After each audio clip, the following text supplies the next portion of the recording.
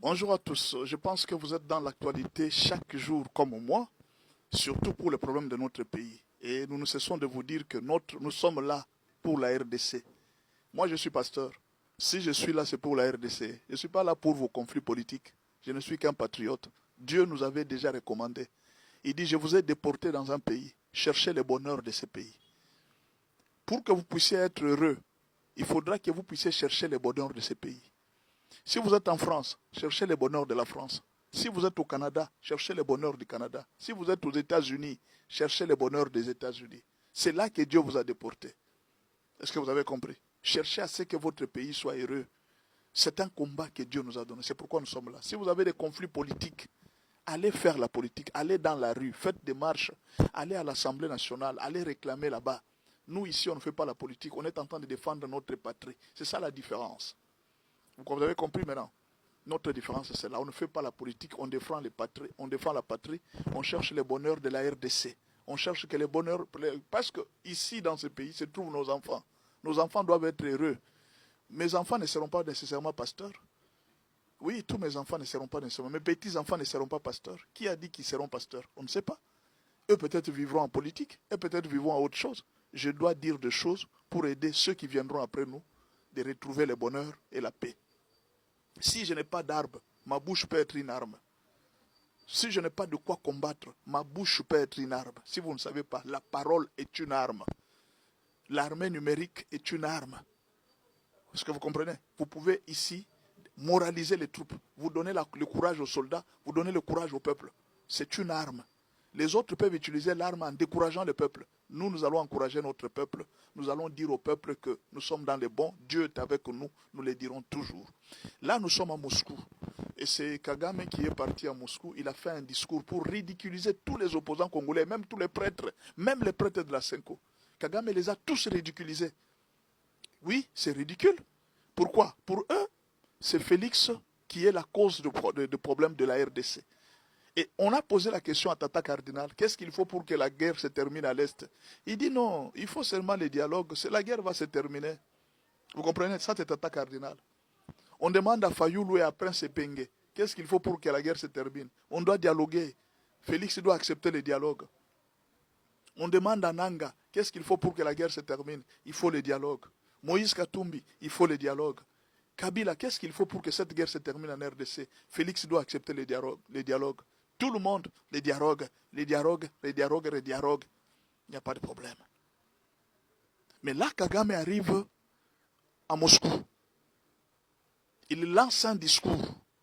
Et ce discours a ridiculisé tous les opposants pour leur dire qu'ils sont ridicules et qu'ils ne savent pas lire la situation du pays. Il les a vraiment ridiculisés. Qu'est-ce que Kagame dit? Kagame dit ceci. Il dit, les problèmes de la guerre au Congo, ce n'est ni Joseph Kabila, ni Félix Tshisekedi, ni les M23.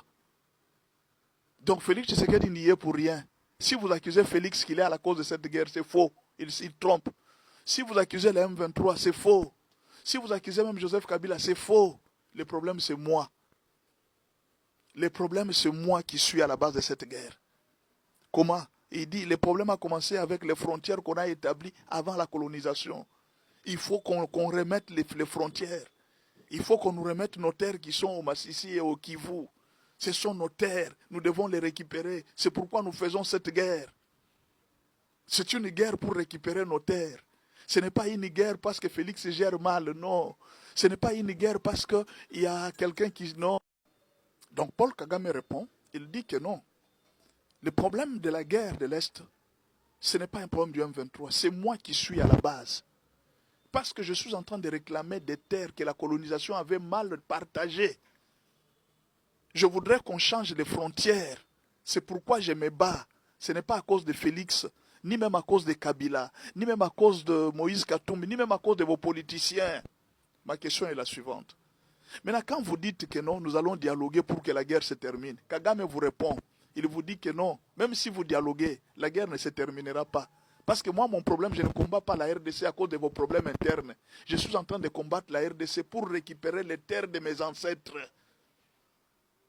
C'est ça la guerre en RDC. Le président Félix Tshisekedi dit ceci à tous les opposants et à tout le monde. Faisons un effort, mettons-nous ensemble pour combattre Paul Kagame parce qu'il veut nous prendre des terres. Il a le souci de nous prendre des terres. Non, Kagame ne fait rien au Congo. Kagame est innocent. C'est Félix qui est à la base. C'est Félix qui est à la base. Kagame vous dit que non, je ne tue pas au Congo à cause de Félix. Je ne tue pas au Congo à cause de ce qui se passe entre vous et Félix. Si je tue au Congo, si je détruis les vies au Congo, c'est parce que j'ai le souci de récupérer mes terres.